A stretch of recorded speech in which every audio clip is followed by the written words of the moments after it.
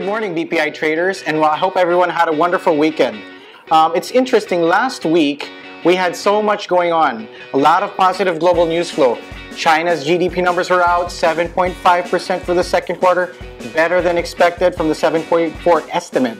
However, it was offset partially by two other news flow that we experienced: as Glenda, the hurricane, typhoon, and second was the Malaysian airplane that was shot down. Our sympathies to those families who are affected by this. But you know, it did affect the market. Last Friday it went down just a little bit by 14. Can you imagine only 14 points? How resilient is our market?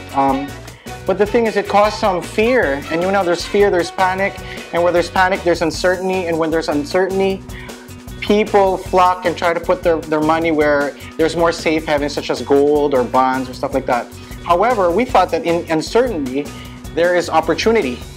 And you know, we thought of a few names as far as fundamental names that we would like to recommend is Pure Gold. We've always been preaching about Pure Gold. You know, it came from a high of about 48, I think, right?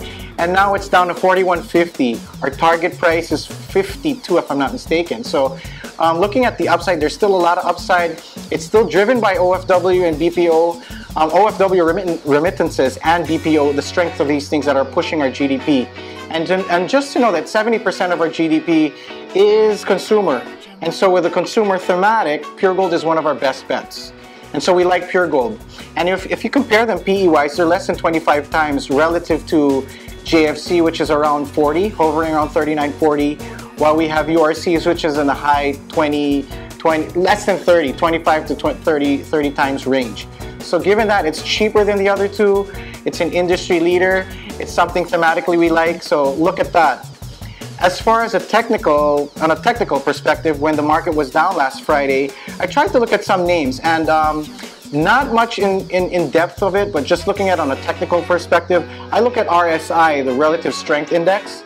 So it's fairly simple. If it's less than 30, it means it's oversold, and if it's more than 70, it's overbought.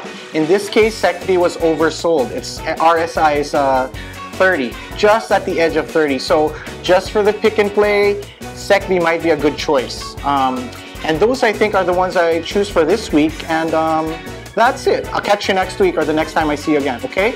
So watch on for the next one tomorrow. Rich Lim, our analyst for DMCI, will have more to talk about that initiation for DMCI, okay? See you next time.